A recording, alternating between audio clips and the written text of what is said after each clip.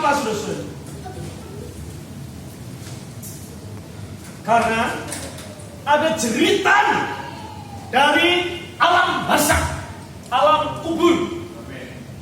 Aku masih punya 5 saudara, tolong kunjungi dia, beritakan Injil kepada dia. Itu orang yang telah mati di bumi ini, di bawah bumi ini, di alam barzakh ini, di alam maut ini, bawah ini. Banyak orang menjerit. Tolong kalian yang sudah beroleh selamat, pergilah ke rumah keluarga. Amin. Masih ada 5 orang yang belum percaya firman Tuhan, belum percaya Injil. Pergi, supaya mereka tidak mengalami seperti aku. Air setetes pun tidak bisa mendapatkan. Saudara, apa nggak kasihan dengan istri kita, suami kita, anak kita, tante kita, om kita, kakek kita, nenek kita? Kalau mereka belum boleh selamat, apa nggak kasihan, saudara? Apa kita tunggu nangis ketika kita berada di alam maut? Dan saudara kita, keluarga kita ngomong, saudara, sebelum sidang, saya dimaki-maki orang, dan orang itu adalah kakak saya. Jadi anak ibu saya yang kedua, ibu saya yang kedua, itu marah-marah dengan saya. Kenapa? Karena bapak saya meninggal tidak dikasih. Lalu saya kehilangan kontak.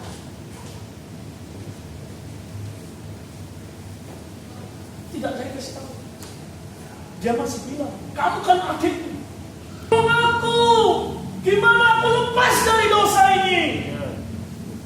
Maka yang adanya pemberitaan Injil. Itu tetangga, saudara. Jangan bilang tetangga kalian yang hidup tuh nyaman, gitu ya, nikmati Land Rover, nikmati Pajero, ya. Terus mereka itu sedang menjerit. Aku takut mati. Maka ada lagu kan, ya. Aku takut akan semua dosaku. Tuhan tolong panjangkan umur sepanjang apapun. Kalau kamu nggak percaya Yesus, kamu akan binasa. Nah, kalau itu di sekitar kita, gimana sih? Lalu juga ada cerita di dalam hati kita seperti Paulus di dalam 1 Korintus pasal 9.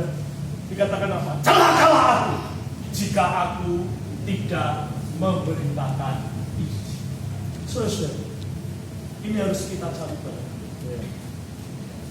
Oke, kalau nggak demikian, lakukan yang kedua. Apa, saudara? Ada orang yang tahun lalu dibaptis. Diapain, saudara? Diapain? Dirawat, diberi makan, diberi perhatian. Yang ketiga, apa, saudara? Menggembalakan orang yang lemah. Dalam gereja banyak orang lemah, harus menggembalakan. Maka inilah pemulihan yang di luar. Nah, saudara-saudari, dorongan dari Nabi Zakaria adalah di aspek batinia. Di sana ada 7 pelita, 7 mata, 7 batu bagi pembangunan. Semuanya mengacu apa? Kalau dikatakan pelita, itu adalah terang yang menyinari. Mata itu yang menyoroti. Batu, 7 batu. Ya, di dalam kitab Wahyu, ini adalah ke-7 roh Allah. Ke-7 mata dan anak domba, dan ke-7 roh Allah. Ke-7 roh Allah.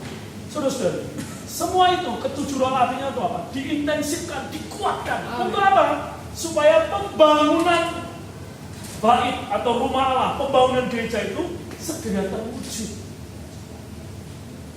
Allah mengintensifkan, Allah menerangi. Di mana kita bisa mendapat terang? Di dalam hidup gereja. Jika kita menempuh kehidupan gereja, kita hadir di dalam sidang pemecahan roti, kita hadir di dalam sidang doa, kita hadir dalam sidang kelompok, sidang remaja, sidang pemuda, sidang AKM, sidang parubaya, sidang saudari, ya, sidang apa lagi? Asal ada sidang dalam gereja, itulah tempat kita menerima terang. menerima sorotan dari 7 mata anak domba. Matanya menyoroti kita. Saudara-saudara, saya beritahu, setiap orang datang sidang situ, ada nggak yang berani pakaian sembarangan? Supply yang oleh minyak emas. Minyak emas adalah roh itu yang membawakan sifat Allah ke dalam diri kita. Kita supply, saudara-saudara. Supaya apa? Supaya tadi ketika kita menerima terang, kita menerima sorotan mata anak domba, ketika kita menerima penguatan, pengaliran minyak emas ke dalam kita, menerima supply, maka mencari bahan itu gampang, merawat orang itu gampang, menggembalakan orang itu gampang. Nggak ada yang sulit. Sulit. Inilah pekerjaan kita hari ini. Jangan pengen mengerjakan, aku mau dalam hidup saya menciptakan 100 perusahaan. Perusahaan bank-bank terbesar Amerika hari ini oleh dalam 48 jam. Ingat itu. Duit triliunan hilang dalam 48 jam. Duit kita berapa sebetulnya? Udah gak usah diisi banyak-banyak. Yang penting ada isinya, ya. Yang penting ada isinya untuk eksistensi kita, untuk pemeliharaan kita. Sama seperti Tuhan Paulus berkata di gereja di Tesalonika, asal ada makanan dan pakaian cukuplah. Tapi jangan nggak kerja loh, saudara-saudara. Orang nggak kerja itu jangan makan, kata Paulus. Ya. Makanya harus ada cukup di dompet. Ya. Cukup aja, saudara-saudara. Jangan berlebihan. Kenapa kalau berlebihan? Ngumpulin sedikit tapi dompet itu bocor. Gak tahu bocornya kenapa? Ya cantengan tadi 35 juta ya. Cantengan aja 35 juta ya. Moga saudara-saudari, hari ini kita mendengar dorongan dari Nabi Hagai, dari Nabi Zakaria, supaya kita menjadi orang-orang yang berbahagia dengan membangun rumah Allah. Tuhan memberkati, mari kita berdoa. Tuhan Yesus, terima kasih Tuhan. Kami bersyukur padamu bahwa hari ini kami adalah orang-orang yang telah menerima dorongan, telah menerima peringatan. Oh, sehingga roh kami bisa menyala-nyala Tuhan. Oh, kerajinan kami tidak kendor. Kami menjadi bagian dari anggota tubuh Kristus, supaya kami menjadi anggota yang berfungsi. Kami berbagian dengan membangun gereja. Tuhan, berkatilah kami Tuhan, supaya kami tidak melalaikan, tidak mengabaikan rumah-Mu Tuhan, tapi kami menjadi orang yang mempersembahkan diri, menaruh diri kami di atas mezbah. Oh, bagi kepuasan Tuhan, bagi tujuan kekal Tuhan. Oh, sehingga kerajaan-Mu datang dan kehendak-Mu jadi di bumi seperti di surga. Terima kasih Tuhan.